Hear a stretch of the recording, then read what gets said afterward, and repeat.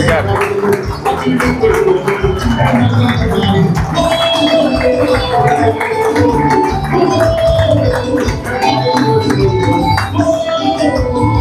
cara.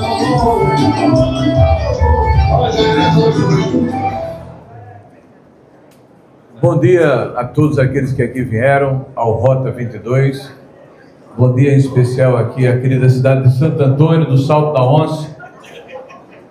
Eu acho que voltar a Santo Antônio, Raul, para mim é sempre um mergulho num passado muito querido para mim.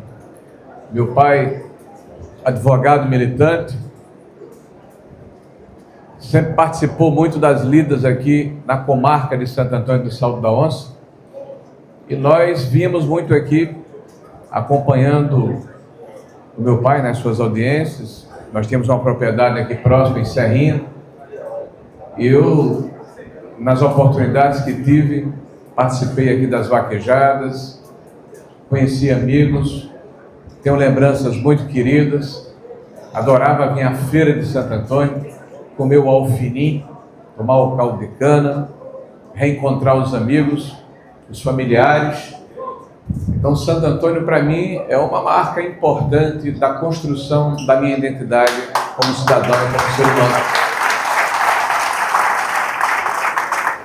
Eu quero começar saudando aqui a população da região agreste, do Trairi, em especial da cidade de Santo Antônio, e dizendo a vocês muito obrigado pela presença. Muito obrigado porque no amanhã de sábado, muitos aqui atendendo o convite de diversas lideranças, mas em especial do prefeito Raul, saíram das suas residências, estão aqui conversando um pouco, escutando um pouco a respeito da política. Política que é, sem dúvida nenhuma, um assunto não muito agradável. As pessoas preferem falar a respeito de festa, de maquiagem, de futebol, da educação dos filhos, do comércio, do emprego, do trabalho, da saúde das pessoas. Mas vejam, ao fim e ao cabo, tudo redunda na política, porque são as decisões que nós tomamos nesse campo, no campo da política, que fazem com que a população, de uma maneira geral, tenha as oportunidades de ter acesso a uma educação de qualidade, a uma saúde que atenda de fato as donas de casa, as mães de família, em especial os seus filhos, a uma infraestrutura que permita que os comerciantes possam trafegar nas estradas e levar as suas mercadorias com conforto e com qualidade e ao tempo certo. É a política e as decisões tomadas no âmbito da política que fazem com que os idosos sejam acolhidos e cuidados pelo Estado. Que a segurança de fato se estabeleça para que as famílias possam ter tranquilidade no exercício cotidiano das suas vidas. É a política que permite que se crie um ambiente confortável, com previsibilidade, com segurança jurídica, para que empresas se estabeleçam, empreendam e proporcionem emprego, renda e oportunidades para os jovens. E a política, só a política e na política. E todos aqueles que negam a política, de fato, prestam um serviço aos maus intencionados. Aqueles que sempre comandaram e orquestraram o poder no país, no estado, nas cidades, e que não se sentem confortáveis em compartilhar o poder com o povo, com a população, que preferem enganá-los, colocá-los de lado, fazer com que as suas decisões como gestor beneficiem um grupo pequeno em detrimento da maioria da população, que por ignorância, ou principalmente por omissão, depois são penalizados pela sua falta de participação no processo político. Vejam,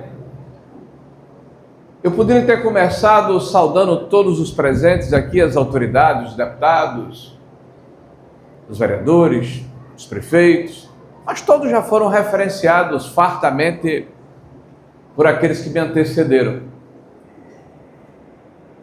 E eu quero aproveitar esse momento, que é muito importante, para dizer a vocês que o que está sendo feito aqui não é um processo de pirotecnia, de embelezamento, de chamar a atenção das pessoas apenas de forma episódica, circunstancial. Nós vamos passando. Não. Essa é a semente, Lula, que nós estamos fincando aqui, o Lula do bem, né? O pai do meu amigo Raul, que nós estamos fincando aqui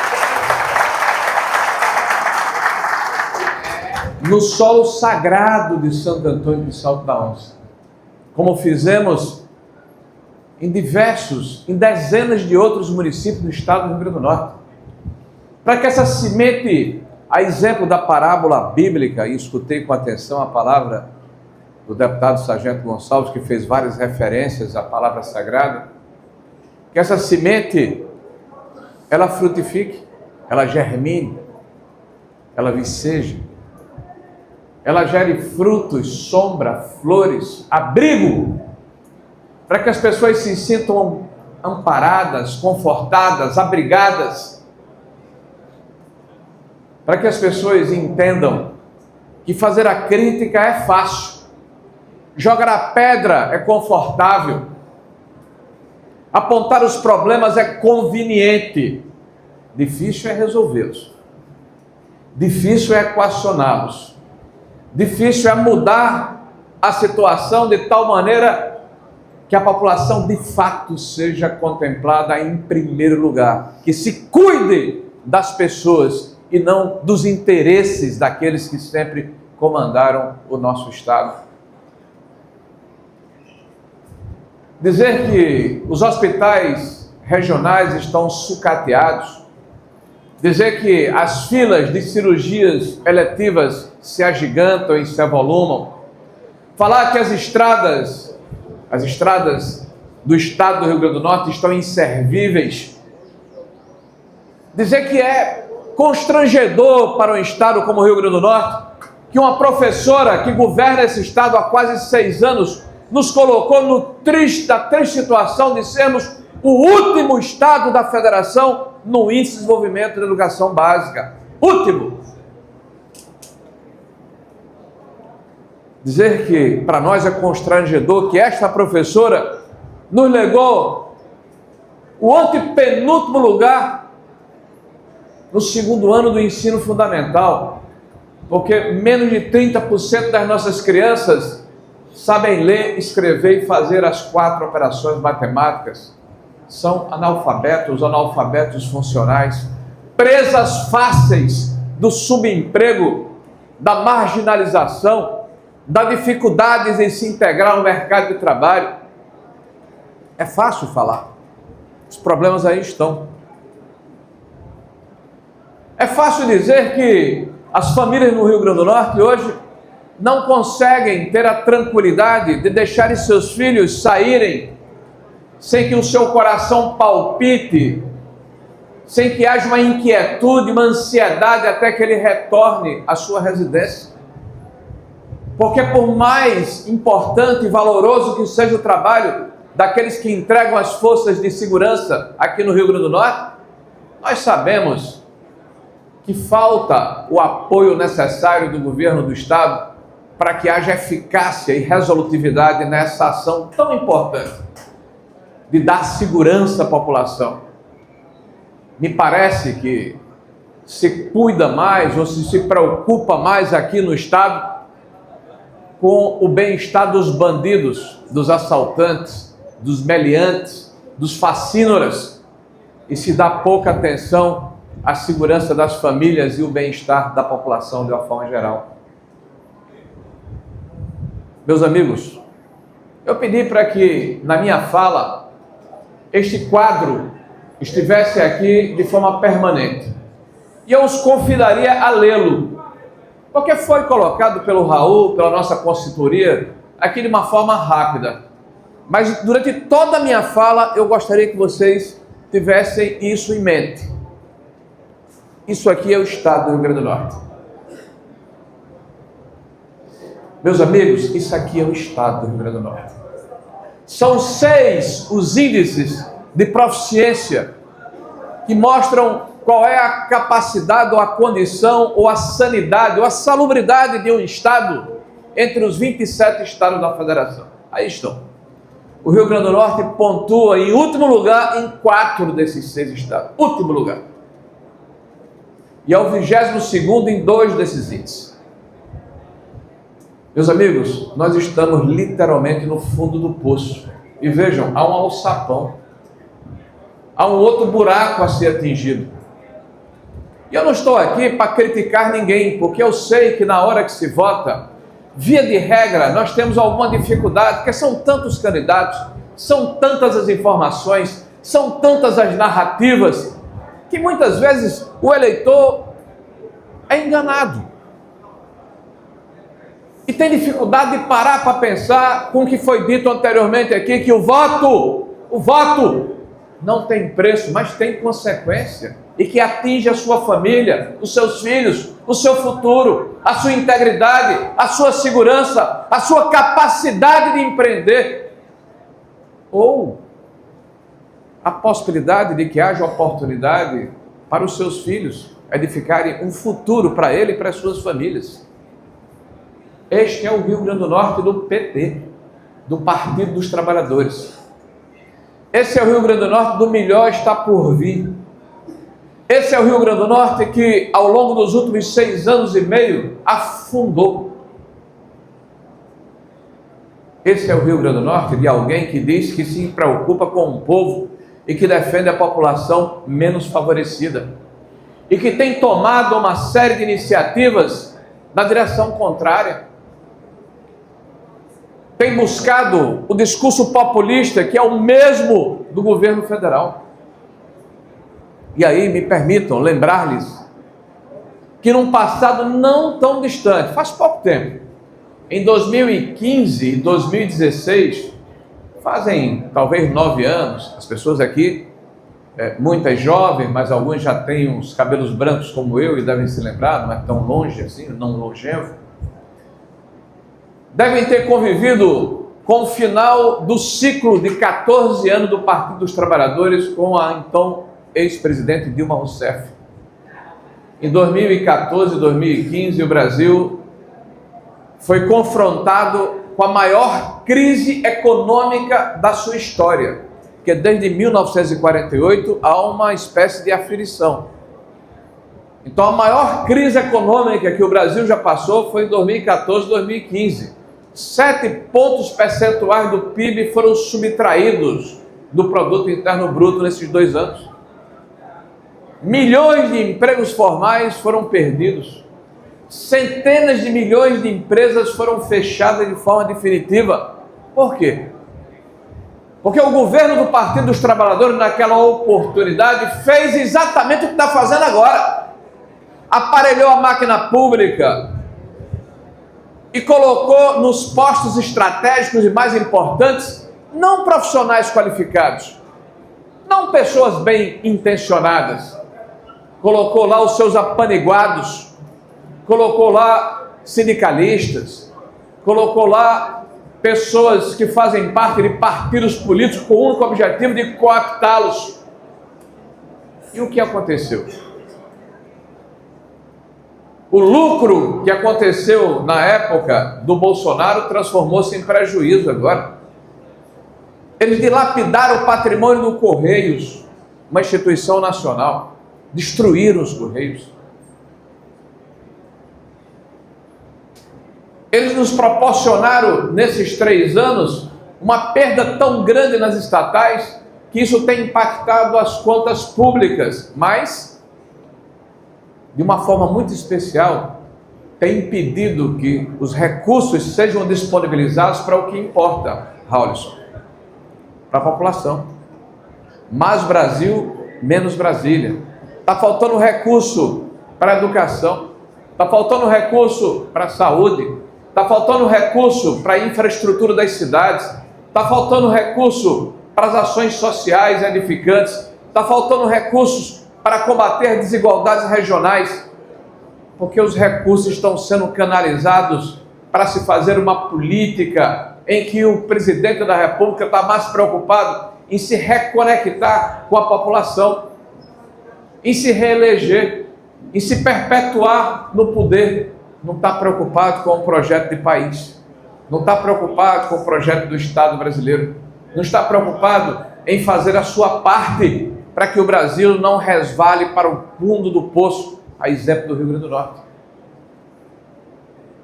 E é isso que eu peço para vocês refletirem. Porque nós, como partido político, me permitam um breve parêntese, nós somos um partido político não amontoado de papéis numa gaveta que só é aberta por ocasião das eleições. Um partido orgânico, que tem uma juventude que funciona, que tem mulheres ativas, que tem personalidades nos partidos que tentam fazer diariamente a ação política necessária para construir um projeto para esse Estado. Nós somos um partido político que tem se desdobrado em todo o Brasil porque ele vocaliza o sentimento de quem de fato representa a sociedade brasileira. E aí me permitam alguns números. O presidente Bolsonaro, em 2021, ingressa no PL. E quem é o presidente Bolsonaro? Esse cidadão que não sai da boca do presidente Lula, que tem um retrovisor maior do que o para-brisa, que transfere culpas e responsabilidades, que não governa o país, vive em cima de um palanque. Quem é o presidente Bolsonaro? Uma pessoa simples, um capitão de exército reformado, uma pessoa que acredita em Deus e que defende isso, não tem vergonha de falar. Uma pessoa que defende a família e seus valores. Uma pessoa que acredita que lugar de bandido é na cadeia e que essa ação não deve ser relativizada. Uma pessoa que acredita que o Estado precisa ser um instrumento para ajudar quem empreende e não a burocracia que cria dificuldades para vender facilidade. Uma pessoa que acredita no mérito, na proficiência. Uma pessoa que fala a linguagem da população, sem subterfúgios, de forma direta. Este homem, ele acordou o sentimento adormecido na população brasileira que se sentiu representada. E o sistema não aceita isso. E esse homem entra no PL. E o PL, prefeito Raulso, prefeito Gustavo, prefeito Nilson, ex-prefeito Babá, deputados aqui presentes, Tomba, Gonçalves, meu amigo que é Reginaldo, Gustavo. Esse homem, quando chega no PL, transforma o PL. O PL era, prestem atenção, o 13º partido. Tem madeira aqui, não? Falar esse número, a gente tem que bater aqui para espantar os problemas, né? O PL era o 13º partido em votos de legenda para vereador. Passou a ser o primeiro do Brasil nas eleições de 24. O PL era o último partido entre os 6 maiores, com prefeituras nas cidades com mais de 200 mil eleitores. São só 103 cidades do Brasil. Hoje é o partido que tem o maior número de cidades, são 16. O PL não havia eleito nenhum vereador mais votado nas capitais brasileiras. Elegeu em 8 capitais o vereador mais votado. O PL tinha 30 e tantos deputados federais, hoje tem 99 deputados e a maior bancada na Câmara Federal. O PL tinha 3 senadores da República, hoje tem 14 senadores e a maior bancada no Senado da República. O PL fez 3.600.000 votos em 2020 nas prefeituras de todo o país e era o 9º partido. Agora fez 16.600.000 e é o primeiro partido do Brasil em número de votos para prefeito.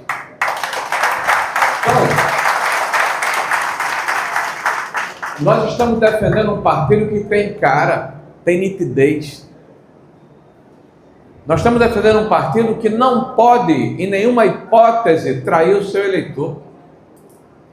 Porque o que nós dissemos por ocasião das eleições é o que nós temos a responsabilidade de exercer quando estamos no mandato, ou no executivo, ou no legislativo. Porque nós não toleramos a corrupção. Porque nós não toleramos a traição à Constituição brasileira. E aí me permitam também fazer um outro parêntese. Amanhã, às 15 horas, foi dito por aqueles que me precederam, nós estaremos na praça pública, porque nós temos a coragem, não é a coragem da jactância, não é a coragem física, né, dos músculos, mas a coragem moral de estar na praça pública de cabeça erguida, mostrando o rosto, apesar das arbitrariedades, apesar das perseguições, apesar do regime de exceção que o Brasil hoje está submetido. Porque este homem de bem aqui, ó, ele não roubou, ele não corrompeu, ele não malversou recursos públicos. Esse homem está sendo acusado e tornado inelegível. Sabem por quê? Alguém tem ideia por que ele está se tornando inelegível? Porque ele se reuniu com o presidente da República, com embaixadores de outros países. É tornado inelegível. Ele está sendo acusado de ser artífice de um golpe, ter participado de um quebra-quebra em Brasília, quando ele estava em Miami. E um golpe feito por mulheres, como mulheres estão aqui presentes, com Bíblias na mão e bandeiras, rezando, num domingo. Esse é o golpe que ele está sendo acusado. Mas o sistema não aceita, não tolera, não admite que alguém com as características que eu descrevi volte a presidir o Brasil. Nós não podemos desistir do Brasil. Nós não podemos fazer de conta que não é conosco, que não está acontecendo. Está acontecendo sim. E todos nós vamos ser cobrados pelas nossas ações ou pelas nossas omissões. Me perguntaram, Raul e meu amigo Aribaldo, por que você quer ser candidato ao governo do estado do Rio Grande do Norte? Eu quero ser porque eu tenho responsabilidade com a minha terra, com o meu povo, com a minha gente, com a minha família. Hoje, de fato, eu sou o secretário-geral do maior partido do Brasil. Hoje, de fato, eu sou o líder da oposição no Senado da República, o que me honra muito. Hoje, de fato, eu tenho interlocução com aqueles que comandam o país. Né? Eu sou chamado para ser entrevistado nas principais canais de televisão do Brasil, nos jornais, nos rádios, para reunião com empresários. Mas nada disso seria possível sem o apoio, a confiança e o voto do cidadão norte-riograndense.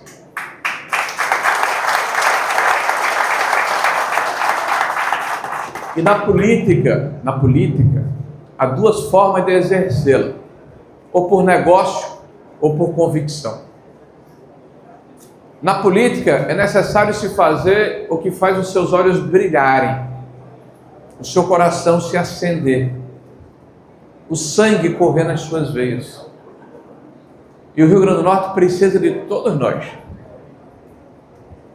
Temos aí alternativas, graças a Deus, ao contrário da eleição anterior, tem alternativas.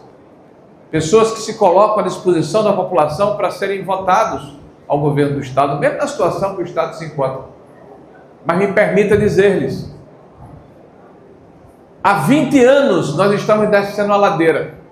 Há 20 anos o Rio Grande do Norte perdeu competitividade, empregos, capacidade de gerar alternativas para a sua população, qualidade na prestação do serviço da educação e da saúde. Há 20 anos nós estamos resvalando em direção a um fundo de um poço. Querem continuar assim? Tem alternativas.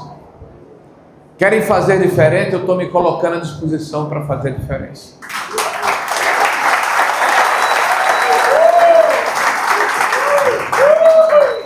Não vou ser nunca o candidato mais simpático, eu tenho certeza disso.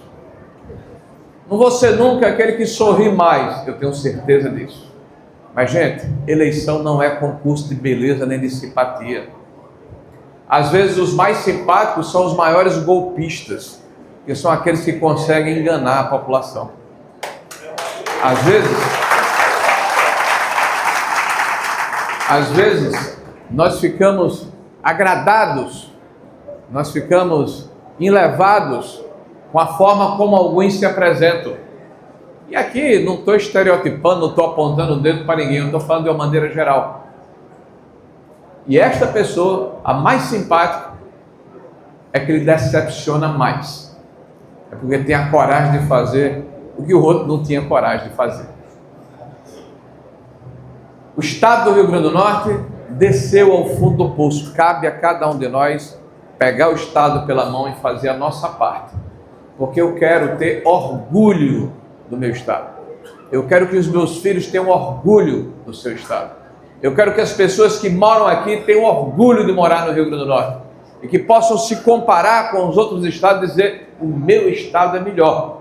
E nós perdemos essa capacidade e precisamos resgatá-la. Dito isso, eu preciso dar uma palavra final sobre um tema que para mim é muito caro.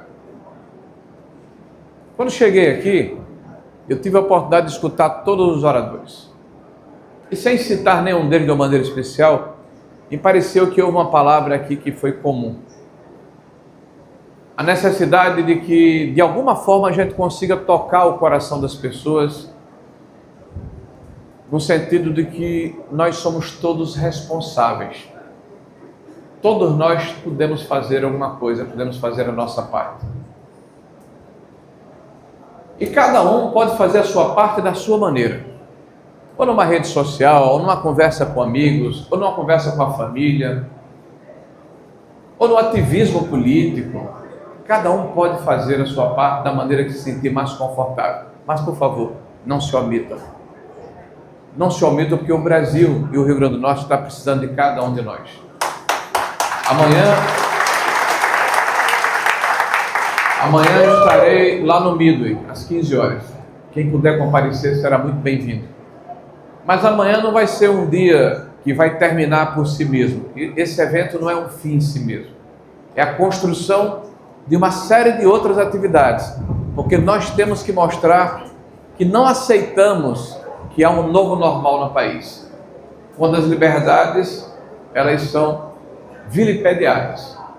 Quando a lei é ultrapassada. Quando o regime de exceção se afigura. Quando a censura passa a ser banalizada. Quando nós escutamos ministros do Supremo Tribunal Federal dizerem: emudecer, calar, censurar 3 ou 4 perfis é um preço pequeno para se pagar pela democracia.